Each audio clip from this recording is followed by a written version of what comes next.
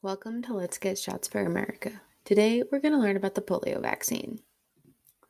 Polio is a well-known disease, one that used to spread across the United States. It's even famously known to have caused President Franklin D. Roosevelt's paralysis. Between the years of 1948 and 1955, multiple polio epidemics occurred in the United States. However, this isn't a disease many of us are worried about anymore. And there's one simple explanation as to why: the polio vaccine.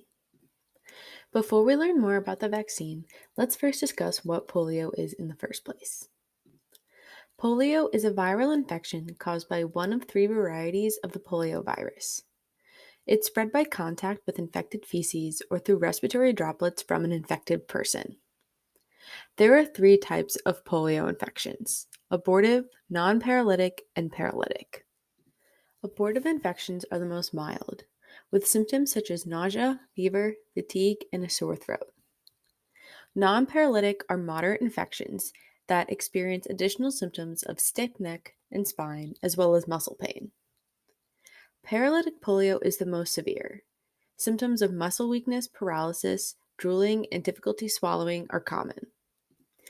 Luckily, paralytic polio is the rarest, however, it is the most severe form of infection. Individuals infected with polio are most contagious right before and right after symptoms begin to appear. Now, let's start learning about the polio vaccine. This vaccine is a part of the inactivated vaccines class. This means that a non-living form of the virus is used as the antigen to elicit the immune response. This vaccine is given in 4 separate 0.5 milliliter doses, all of which are given intramuscularly. The first dose of this vaccine is administered at 2 months old. Following doses occur at 4 months, 15 to 18 months, and 4 to 6 years old. Let's take a look at the ingredients that make up the polio vaccine.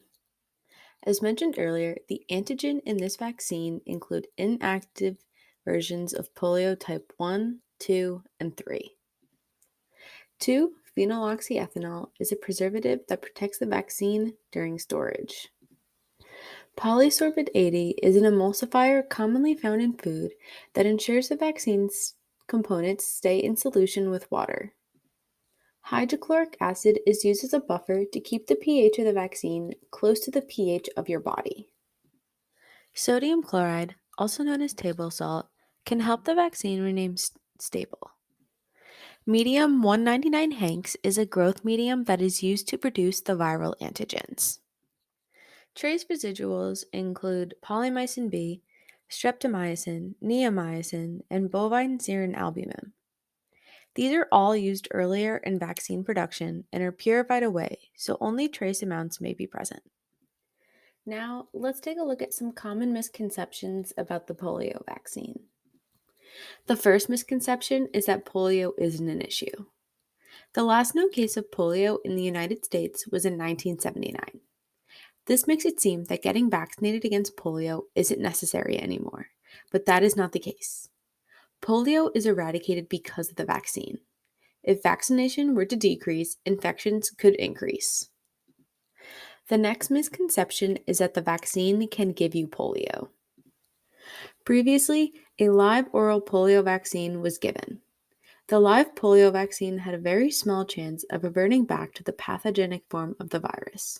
However, this is not an issue anymore, since in the United States, only the inactivated polio vaccine is administered. The last misconception is the vaccine is not effective. The inactivated polio vaccine has a 90% efficacy after just 2 doses. After 3, the efficacy at preventing disease is 100%.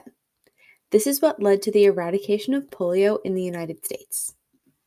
Before we conclude, feel free to check out these additional resources or consult with your local doctor to learn more about the polio vaccine.